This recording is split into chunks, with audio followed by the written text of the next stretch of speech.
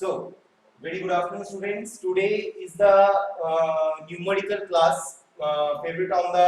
inward flow reaction turbine. तो मैं basic numerical नहीं दिखाऊंगा, मैं आज थोड़ा सा कॉम्प्लेक्स टाइप का न्यूमेरिकल दिखाऊंगा फर्स्ट में, और उसके बाद हम लोग आगे चलते हुए क्लास में हम लोग फ्रांसिस टर्बाइन रिलेटेड डायरेक्ट एक न्यूमेरिकल देखेंगे और टाइप्स ऑफ न्यूमेरिकल हम लोग स्टडी करेंगे। तो आज का क्लास में हम लोग जो न्यूमेरिकल अभी देख रहे हैं वो न्यूमेरिकल थोड़ा सा मैं स्टडी कर रहा हूँ, जैसे हम लोग न्यूमेरिकल करते हैं उसी तरीके से हम लोग स्टडी करेंगे, तो थोड़ा सा ध्यान देना। क्या बोला जा रहा है कि an inward flow reaction turbine, an inward flow reaction turbine has external and internal diameter as 0.9 meter and 0.45 meter respectively. मतलब external diameter and internal diameter, external diameter कितना है और इंटरनल डायमीटर कितना है, ये किस बेस में डिपेंड होता है, क्योंकि जब भी हम लोग इनवर्ट फ्लो रिएक्शन टर्बाइन का ड्राइंग किए थे तो उस हिसाब से हम लोग देखे थे कि ये जो मेरा है ये जो मेरा बनता है ये मेरा बनता है D1, right, inlet diameter D1, inlet diameter है D1, external and internal diameter, तो इनलेट डायमीटर इंटरनल डायमीटर मेरा कितना है, that is D2, and external diameter कितना है, दैट इज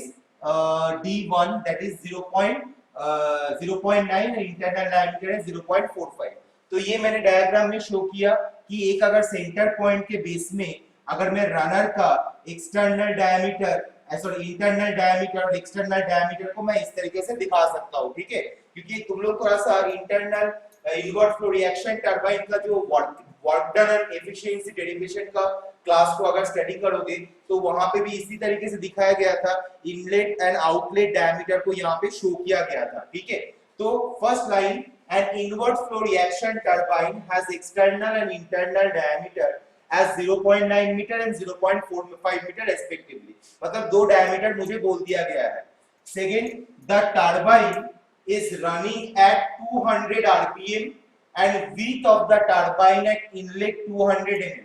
टरबाइन का रनिंग स्पीड कितना बोल दिया गया है 200 rpm, and width of the turbine कितना है जो मेरा B1 है, इनलेट में बोला है तो इनलेट मतलब इनिशियल, इनलेट में जब जहां पे मेरा फ्लूइड स्ट्राइक कर रहा है, तो विथ ऑफ द टरबाइन मतलब width of the runner blade का जो विथ है that is width of the turbine at inlet equals to 200 mm।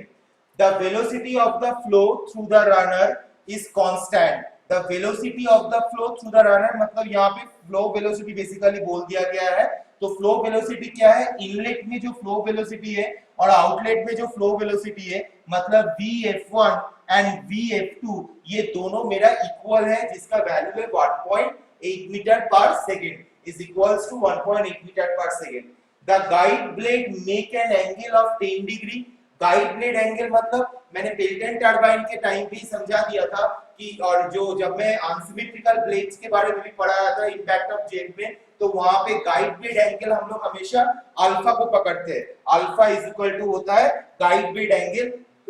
जो हमेशा रेडियल होता है, ठीक है। तो the guide blade make an angle of 10 degree to the tangent of the wheel and discharge of the outlet of the turbine is radial, discharge of the outlet of the turbine is radial. जब भी ये terms हम लोग numerical में देखेंगे कि discharge of the outlet of the turbine is radial, इसका मतलब बीटा इक्वल्स टू 90 डिग्री होगा। ध्यान देना, फिर से मैं रिपीट कर रहा हूं, the guide blade make an angle of 10 degree मतलब अल्फा का वैल्यू 10 डिग्री, ये जो मेरा अल्फा एंगल है ये अल्फा एंगल का वैल्यू मेरा 10 डिग्री है, राइट, एंड आउटलेट वेलोसिटी जो है outlet velocity discharge of the outlet of the turbine is radial मतलब बीटा का वैल्यू यहाँ पे मेरा 90 डिग्री है। थोड़ा सा ध्यान देना, बीटा का वैल्यू मेरा यहाँ पे 90 degree,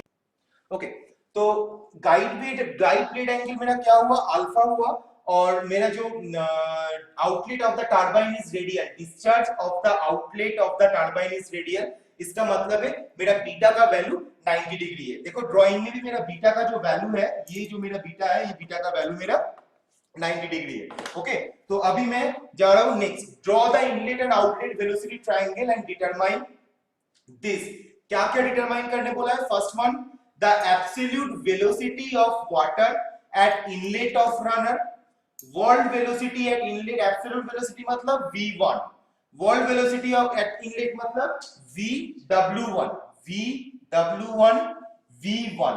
relative velocity at inlet मतलब vr1, runner blade angles, what is the meaning of runner blade angle, runner blade angle मतलब तुमको क्या निकालना है, थीटा निकालना है, थीटा मतलब ये जो है थीटा, यहाँ पे थीटा तुमको निकालना है, देखो यहाँ पे इनलेट वेलोसिटी ट्रायंगल में थीटा दिया गया है, तो ये थीटा तुमको निकालना है, ठीक है, तो ये रनर ब्लेड एंगल मतलब थीटा डिटरमाइन करना है, width of the runner at the outlet, width of the runner at the outlet, so width मतलब तुमको b2 निकालना है, b2 मतलब b for width और b2 इसलिए for the outlet, अगर इनलेट बोलता तो हम लोग b1 करते, mass of water flowing through the runner per second मतलब तुम लोग जानते ही हो रो a v1, इसका वैल्यू निकालना है, head at the inlet of the turbine मतलब कैपिटल H निकालना है, राइट, कैपिटल H बोलो या तो और स्मॉल h जो भी तुम लोग बोलोगे वो निकालना है, power development hydraulic efficiency of turbine मतलब P एंड ईटा हाइड्रोलिक तुम लोगों को निकालना है इस न्यूमेरिकल से, ये न्यूमेरिकल का जो वॉल्यूम है वॉल्यूम बहुत बड़ा है, लेकिन ये न्यूमेरिकल को स्टेप बाय स्टेप अगर करेंगे तो हम लोग को बहुत इजीली ये न्यूमेरिकल सॉर्ट आउट हो जाएगा,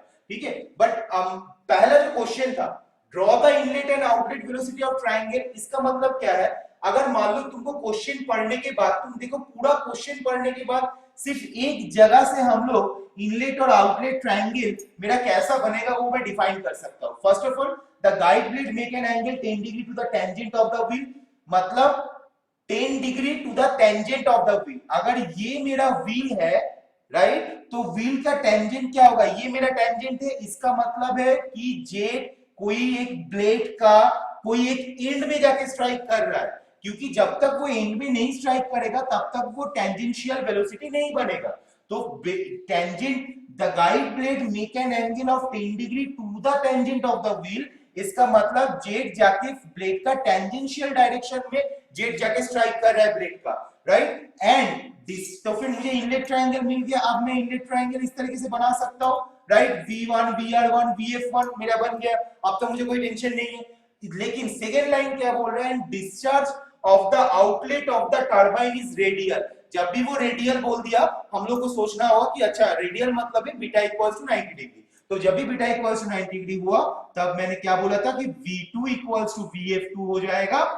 okay, v2 equals to vf2 बन जाएगा, और जो यहाँ पे ये मेरा vr2 जैसा है और ये होल मेरा u2 बन जाएगा, और v2 is equal to vf2 जब बन जाएगा तब vw2 जो वॉल वेलोसिटी वो मेरा 0 आ जाता है, तो फिर इस तरीके से हम लोग समझ जाएंगे कि जब ये से पूरा न्यूमेरिकल क्वेश्चन में सिर्फ ये लाइन मैटर करता है कि तुम्हारा इनलेट एंड आउटलेट ट्रायंगल मेरा कैसा बनेगा वो देखने के लिए, इनलेट मतलब टेंजेंट ऑफ द व्हील मतलब the jet is striking at the end of the blade, at the discharge of the outlet of the turbine is radial matlab the beta is 90 degree, and when beta is 90 degree v2 equals to vf2 and vw2 is equal to 0, okay, so now I will start the numerical procedure and how I will calculate the numerical I will show you, okay, so now what is the process, at first हम लोग study कर लिए कि मेरा numerical question क्या है, अब हम क्या स्टडी करेंगे, तोड़ तोड़ के न्यूमेरिकल को स्टडी करेंगे और क्या क्या डेटा दिया गया है न्यूमेरिकल के अंदर वो हम लोग अलग करेंगे, राइट, तो पहला डेटा, पहला क्या तोड़ के पढ़ रहा हूं, पहले देखो क्या हो रहा है, an inward flow reaction turbine has external and internal diameter as 0.9 meter and 0.45 meter, so given data क्या है, first given data that is external and internal diameter, external diameter मतलब d1, according to the diagram this is d1, यहां से लेकर यहां तक d1 है, तो d1 मतलब 0.9 metre and d2 equals to 0.45 meter, okay, the turbine is running at 200 rpm, so n equals to 200 rpm, and width of the turbine at inlet equals to 200 mm, right, तो b1 equals to 200 mm, तो 200 mm को अगर मैं metre में convert करूंगा तो मेरा कितना आएगा, 200 mm को अगर मीटर में मैं कन्वर्ट करूंगा तो मेरा आएगा ये 0.2 metre, okay, next the velocity of the flow through the runner is constant and is equals to 1.8 metre per second, मतलब थ्रू द रनर, जो रनर में जब फ्लूइड का जेट जब स्ट्राइक किया उसके बाद रनर का जो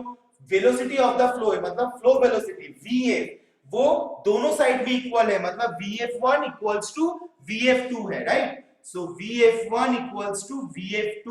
इक्वल्स टू कितना है, vf1 equals to vf2 is equal to 1.8 metre per second. Next, the guide brain make an angle of 10 degree to the tangent of the wheel, मतलब अल्फा का वैल्यू बोल दिया गया है 10 degree, and discharge of the outlet of the turbine is radial, radial मतलब beta equals to 90 degree. So beta is equal to जब 90 degree हो गया है, बीटा इज इक्वल टू जब 90 डिग्री हो गया है, तब हम लोग वहां से क्या लिख मिल सकता है मुझे, v2 equals to vf2, vw2 equals to 0, v2 equals to vf2 and vw2 equals to 0। तो मुझे क्वेश्चन को पढ़ने के बाद मुझे इतना सारा डेटा मुझे मिला है। अब मैं Aahista Aahista one step by step हम लोग न्यूमेरिकल को स्टडी करेंगे। फर्स्ट ऑफ ऑल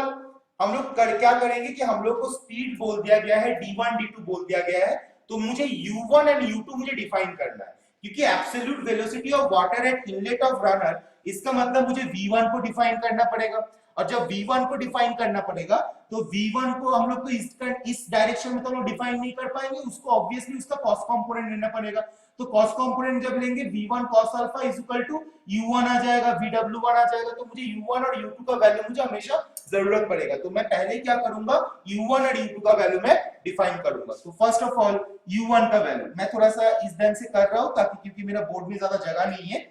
तो सुविधा होगा करने के लिए। ओके, तो u1 का वैल्यू क्या है, u1 इक्वल्स टू मैं क्या लिखूंगा, pi into d1 into n divided by 60, और u2 इक्वल्स टू लिखूंगा पाई into d2 into n divided by 60। सो पाई का वैल्यू, पाई इंटू d1 मतलब पाई इंटू d1 का वैल्यू कितना दिया गया है, 0.9 दिया गया है, तो पाई इंटू 0.9 इंटू n का value 200 divided by 60 is equal to pi into d2, d2 मतलब क्या है, d2 मतलब है 0.45, 0.45 इंटू 200 डिवाइडेड बाई 60। तो मुझे u1 और u2 का मुझे वैल्यू पता चल गया है। तो u1 और u2 का मुझे वैल्यू, अगर इसको कैलकुलेशन करेंगे तो u1 का वैल्यू आएगा कुछ 9.424 metre per second, 9.424 metre per second, and u2 का जो वैल्यू आएगा वो आएगा कुछ 4.712 metre per second, 4.712 metre per second. तो मुझे u1 और u2 का ये दोनों का वैल्यू मुझे अभी पता चल गया है। अब मुझे क्या निकालना बोल रहा है, the absolute velocity of water at inlet of runner. अब मैं देख रहा हूं कि v1, vf1 और vw1 ये तीनों के बीच जो एंगल है that is my alpha, right, which is my guide blade angle. तो ये जो मेरा ट्रायंगल है, ध्यान देना, ठीक है, ये जो मेरा ट्रायंगल है, ये ट्रायंगल एक राइट एंगल ट्रायंगल है, तो इसमें हम लोग पिथागोरस थ्योरम यूज कर सकते हैं। तो अगर मैं पिथागोरस थ्योरम यूज करूंगा तो वहां से मैं लिख सकता हूं यहां पे कि sin alpha equals to, sin alpha is equal to क्या होगा, परपेंडिकुलर बाय हाइपोटेन्यूज, क्योंकि ये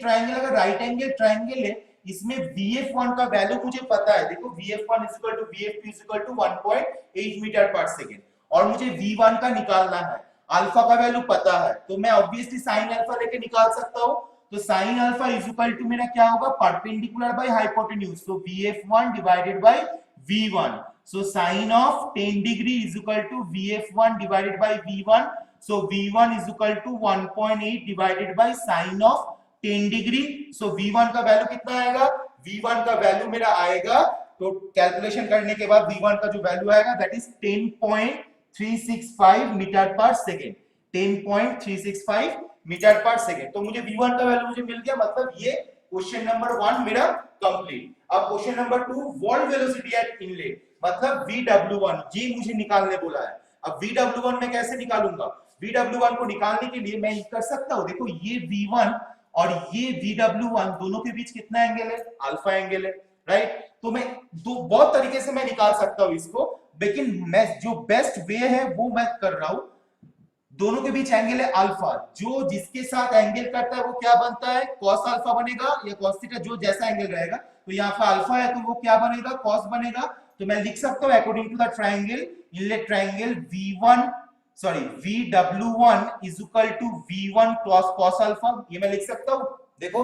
v1 और vw1 के बीच अल्फा एंगल हुआ है, जिसके साथ एंगल करते हैं वो होता है cos और अपोजिट वाला होता है sin, तो यहाँ पे V1 VW1 के साथ एंगल किया है, तो V1 VW1 is equal to क्या होगा, V1 cos अल्फा। सो मैं यहाँ पे V1 VW1 is equal to V1 का वैल्यू मुझे मिल गया है 10.365 into cos 10 degree, right, into cos 10 degree. इसको अगर हम लोग कैलकुलेशन करेंगे तो VW1 का जो वैल्यू आएगा that is 10.207 metre per second. तो मेरा सेकेंड आंसर आ गया वॉल वेलोसिटी एट इनलेट, इसका आंसर मेरे पास आ गया है। अब next term is relative velocity. Relative velocity मुझे निकालने बोल रहा है, VR1। VR1 अगर मैं निकालने जाऊंगा तो मुझे ये चीज का जरूरत पड़ेगा, तो VR1 में कैसे निकाल रहा हूं थोड़ा सा देखना। ये लाइन, ध्यान देना, ये लाइन और ये लाइन, ये एक राइट एंगल ट्रायंगल बना रहा है, ध्यान देना, ये राइट एंगल ट्रायंगल बना रहा है। तो ये राइट एंगल ट्रायंगल का ये जो हाइपोटेन्यूज है, ये मेरा VR1 है, ये मेरा VF1 है, और ये वाला पार्ट VW1 माइनस U1 है। तो फिर मैं इस तरीके से लिख सकता हूं कि VR1 स्क्वायर मतलब hypotenuse square is equal to perpendicular square plus base square, ये a square is equal to b square plus c square. अगर ये मेरा a है, ये मेरा b और ये मेरा c है, तो according to the Pythagoras theorem a square is equal to b square plus c square. So यहाँ hypotenuse square is equal to perpendicular square plus base square. तो VR1 square is equal to VF1 square plus VW1 minus U1 square मैं लिख सकता हूं। अब VF1 का value मुझे पता है 1.8 metre per second,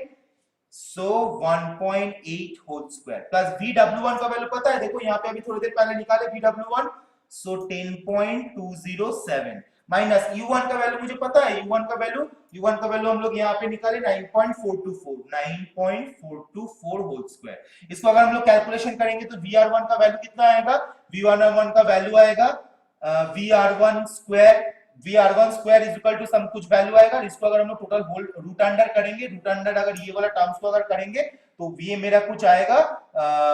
3.24 plus 0.613, 3.24 plus 0.613। इसको अगर हम लोग कैलकुलेशन करेंगे तो VR1 का वैल्यू आएगा 1.963 मीटर पर सेकेंड। तो रिलेटिव वेलोसिटी का आंसर भी मुझे आ गया। तो इनलेट ट्रायंगल से हम लोग क्या क्या निकाले, हम लोग पहले V1 निकाले, हम लोग VW1 निकाले, हम लोग VR1 निकाले। सिर्फ एक एंगल का वैल्यू अगर हम लोग को पता है और एक वेलोसिटी अगर हम लोग को पता है तो हम लोग बाकी सारा चीज इनलेट वेलोसिटी ट्रायंगल से हम लोग बना सकते हैं। तो मेरा 3 नंबर आंसर भी मेरा कंप्लीट हो गया। अब मुझे बोल रहा है कि रनर ब्लेड एंगल मतलब थीटा का वैल्यू निकालना है। तो थीटा का वैल्यू निकालना तो इज वेरी इजी, ध्यान देना,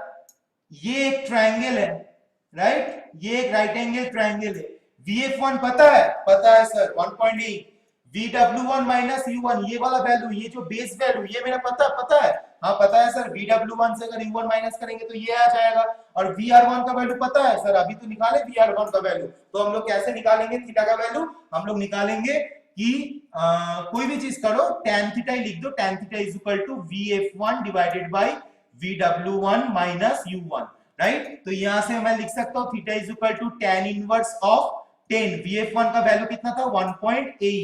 1.8 divided by VW1 minus U1 का वैल्यू कितना हुआ है 10.207 माइनस 9.424। तो उसको कैलकुलेशन करके मेरे पास मैं लिख दूंगा 10.207 माइनस 9.424, 10.207 माइनस 9.424। इसको अगर हम लोग कैलकुलेशन करेंगे तो थीटा का जो वैल्यू आएगा दैट इज 66.48 डिग्री, 66.48 डिग्री। तो मुझे थीटा का वैल्यू मुझे मिल गया है। सिर्फ मुझे एक एंगल और एक वेलोसिटी मुझे पता था और वहां से मैं चार को आंसर को निकाल पाया। ध्यान देना, द एब्सोल्यूट वेलोसिटी निकाल दिए, V1 VW1 निकाल लिए, VR1 निकाल लिए, थीटा निकाल लिए। It's very easy numerical, okay. लेकिन ये न्यूमेरिकल जब सेमेस्टर एग्जाम में आता है तो लड़का बहुत सारा स्टूडेंट्स कंफ्यूज हो जाता है कि भाई इतना बड़ा न्यूमेरिकल हम लोग कैसे सॉल्व करेंगे। तो इसीलिए थोड़ा सा ध्यान देना, it's very easy numerical, but थोड़ा सा कंसंट्रेशन के साथ हम लोग को ये न्यूमेरिकल को करना होगा। नेक्स्ट पॉइंट क्या बोला है, width of the runner at the outlet B2 निकालने बोला है।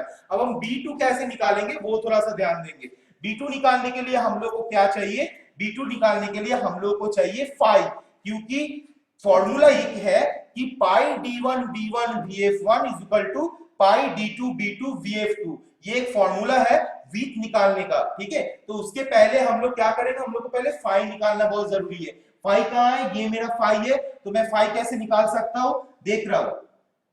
tan of phi is equal to, देखो ये तो राइट एंगल ट्रायंगल है, तो tan of phi is equal to अगर लिखूंगा तो परपेंडिकुलर हो रहा है v2 divided by base, base मतलब u2, okay, tan phi is equal to लिख सकता हूं v2 बाय u2, ये मेरा फाई है, ये मेरा परपेंडिकुलर है और ये मेरा बेस है, तो परपेंडिकुलर बाय बेस। अब मैं इसको लिख सकता हूं v2 is equal to vf2, क्योंकि मैंने दिखाया था कि जब रेडियल हो जाता है डिस्चार्ज एट द आउटलेट में तब बीटा का वैल्यू 90 डिग्री होता है, जब बीटा का वैल्यू 90 डिग्री होता है तब v2 is equal to vf2 होता है और vw2 इक्वल्स टू 0 होता है, तो vf2 v2 को vf2 कर दिया, u2 का वैल्यू मुझे पता है, तो vf2 का वैल्यू कितना है 1.8 डिवाइडेड बाय u2 का वैल्यू कितना है 4.712, तो यहां से अगर मैं फाई का वैल्यू कैलकुलेशन करूंगा तो मेरे पास आएगा कुछ 20.9 डिग्री, तो फाई का वैल्यू मुझे मिल गया 20.9 डिग्री। अब मैं क्या करूंगा, अब मुझे width of the runner at the outlet, देखो ये फाई मैंने इसलिए निकाला, runner blade angles, runner blade angles बोला गया है, ठीक है, रनर ब्लेड एंगल्स, जो रनर ब्लेड एंगल्स होता है वो होता है थीटा इनलेट में और फाई होता है आउटलेट में, ठीक है, अल्फा एंड बीटा, अल्फा मतलब गाइड ब्लेड एंगल, बीटा मतलब डिस्चार्ज एंगल, आउटलेट में डिस्चार्ज एंगल, ठीक है, और थीटा और फाई मतलब इनलेट में रनर ब्लेड एंगल और फाई मतलब आउटलेट में रनर ब्लेड एंगल, तो मुझे रनर ब्लेड एंगल्स डिफाइन करने बोला था, तो मैंने पहले थीटा डिफाइन किया, उसके बाद मैंने फाई डिफाइन किया। अब मुझे बोला width of the runner at the outlet v2, तो मैं फार्मूला यूज करूंगा पाई d1 b1 vf1 is equal to pi d2 b2 vf2, right, ये मेरा एक फॉर्मूला है कि जब मेरा फ्लो, ये फॉर्मूला इसलिए बनाया गया है क्योंकि एक रनर ब्लेड है, एक रनर का जो ब्लेड्स होता है वो ब्लेड्स के लिए उसका ये इक्वेशन होता है पाई d1 b1 vf1 is equal to pi d2 b2 vf2, okay, तो अब मैं क्या करूंगा, यहां से मेरा vf1 और vf2 तो मेरा इक्वल है, तो ये मेरा कट जाएगा, पाई मेरा कट जाएगा, तो मेरे पास क्या बचा रहेगा d1 b1 is equal to d2 b2, तो यहाँ पे d1 का वैल्यू मुझे पता है, d2 का वैल्यू मुझे पता है, तो 0.9 into b1 is equal to 0.45 into b2, 0.9 into b1 and 0.45 into b2। अब मुझे देखना होगा कि मेरा b1 का वैल्यू क्या है, क्योंकि मुझे b2 निकालना है, देखो width of the runner at the outlet, so b2 मुझे निकालना है, तो b2 is equal to 0.9 into b1 divided by 0.45, right, तो b1 का वैल्यू मुझे क्या है, b1 का वैल्यू मुझे यहाँ पे बोल दिया गया है 200 mm मतलब 0.2 मीटर, b1 का वैल्यू यहाँ क्वेश्चन में कहां दिया गया है, b1 का वैल्यू क्वेश्चन में दिया गया है width of the turbine at inlet is equal to 200 mm, तो वहां से मुझे b1 का वैल्यू पता चल गया, तो मैं अगर कैलकुलेशन करूंगा तो b2 का वैल्यू मेरा कुछ आएगा 400 mm, 400 mm आंसर है, तो फिर मेरा width of the runner at outlet ये भी मेरा निकल गया। अब मुझे बोल रहा है कि mass of water flowing through the runner per second, mass of water flowing through the runner per second के लिए हम लोग क्या करेंगे, mass of water flowing through the runner per second is equal to क्या होता है, rho a v1 होता है, राइट, रो ए v1 होता है, ये होता है रो का मतलब 1000 इंटू एरिया, एरिया मतलब pi by 4 d1 square into v1, v1 का वैल्यू मुझे पता था, तो v1 का वैल्यू यहाँ पे मैं पुट करूंगा, v1 का वैल्यू अगर मैं पुट करूंगा तो v1 का वैल्यू कितना है, v1 का वैल्यू यहाँ पे आया है 10.365, अगर इसको मैं कैलकुलेशन करेंगे क्योंकि d1 का वैल्यू तो मुझे पता है, तो इसको अगर हम लोग कैलकुलेशन करेंगे तो मेरे पास जो आंसर आएगा दैट इज 1017.8 kg पर सेकेंड, राइट, तो इसका आंसर जो मास of water flow through the runner पर सेकेंड वो मेरा आया कितना 1017.8 kg पर सेकेंड, तो मास ऑफ वाटर मुझे मिल गया। अब जो मेरा मेन इंपॉर्टेंट चीज है हेड मेरा कितना है, अब हेड डिफाइन करने के लिए क्या करना पड़ेगा, हेड मेरा कितना है, head of the turbine equals to what, तो head of the turbine is equal to हम लोग को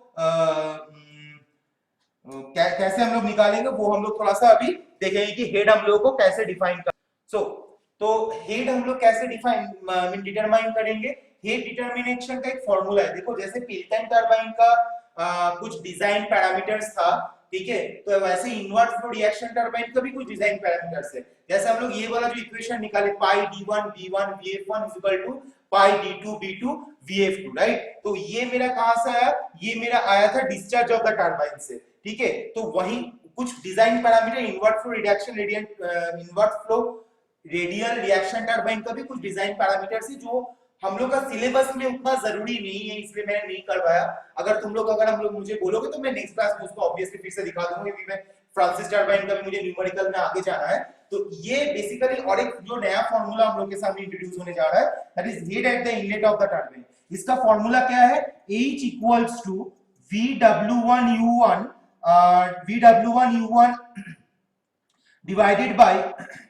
divided by G plus V2 square by 2G। ये मेरा हेड का फॉर्मूला है। H equals to VW1U1 by G plus V2 square by 2G। यहाँ पे VW प्लस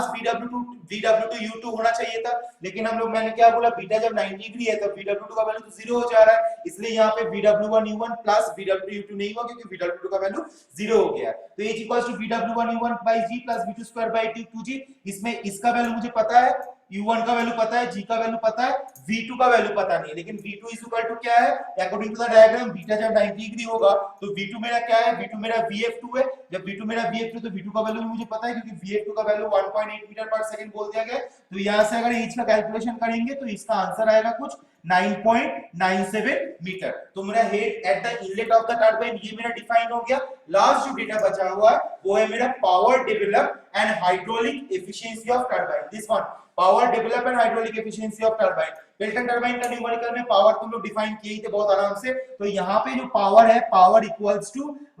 रो into Q into VW1U1 plus minus VW2U2। ठीक है, मैं पूरा वाला टर्म्स लिख रहा हूं डिवाइडेड बाय 1000। ओके, पूरा टर्म्स लिख रहा हूं क्योंकि मैं work done, power is equal to क्या है, वर्क डन डिवाइडेड बाय 1000 होता है। Power is equal to work done divided by 1000 होता है। तो मैं वही चीज कर रहा हूं। Q मतलब क्या है, रो A V1 into VW1U1 plus minus VW2U2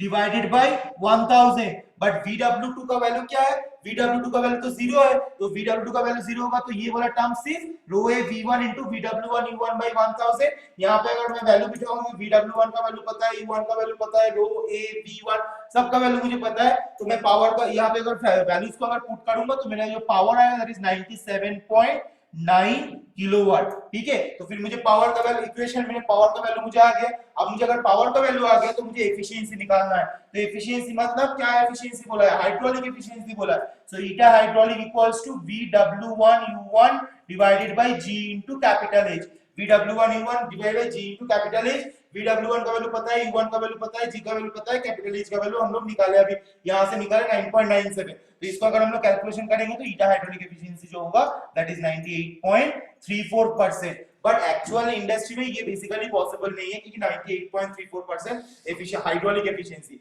overall efficiency के ऊपर हमेशा काम होता है। हाइड्रोलिक एफिशिएंसी में भी ये हो सकता है, लेकिन जो ओवरऑल एफिशिएंसी है, पेल्टन टरबाइन का ओवरऑल एफिशिएंसी 50 to 60% के अंदर काम करता है। बाकी जो एफिशिएंसी वो थोड़ा सा घट जाता है क्योंकि जितना मशीनरीज, जितना हम लोग ज्यादा मशीनरीज हम लोग इंस्टॉल करते हैं तो हमेशा फ्रिक्शन की वजह से जो आउटपुट और इनपुट के बीच का जो डिफरेंस है वो डिफरेंस थोड़ा सा बढ़ जाता है। दैट्स व्हाई थोड़ा एफिशिएंसी थोड़ा सा मेरा घट जाता है। ठीक है, तो ये जो है ये इनवर्ट फ्लो रिएक्शन टरबाइन का ये एक टाइप का न्यूमेरिकल अगर हम लोग अच्छे से स्टडी करेंगे तो मुझे invert flow reaction turbine related सारा न्यूमेरिकल हम लोग का कंप्लीट हो जाएगा। और हम लोग नेक्स्ट क्लास में हम लोग invert flow reaction turbine and Francis turbine related जितना मेरा डिजाइन पैरामीटर्स है तो उसके ऊपर हम लोग थोड़ा स्टडी कर लेंगे ताकि हम लोग को आगे चलते हुए फ्रांसिस टरबाइन का न्यूमेरिकल में कोई हम लोग को इशू ना आए। ठीक है, क्योंकि कुछ नया फार्मूलाज होता है जो मेरा इंडस्ट्री बेस्ड फार्मूला बनता है तो उसको हम लोग को थोड़ा सा ध्यान देना पड़ता है। वो बेसिकली डेरिवेशन में वो शो नहीं किया जाता है, लेकिन डिजाइन पैरामीटर के लिए कुछ एक्स्ट्रा फार्मूलाज हम लोग को याद रखना पड़ता है। ठीक है, so now I am concluding my class and thank you for attending my video lecture. If you have any doubt related to this video lecture, so you can ask in the Zoom class of 8 June. Okay, so if you have any problem, just ask in my Zoom class. So thank you for attending my class. Have a nice day. Stay home and stay safe. Thank you.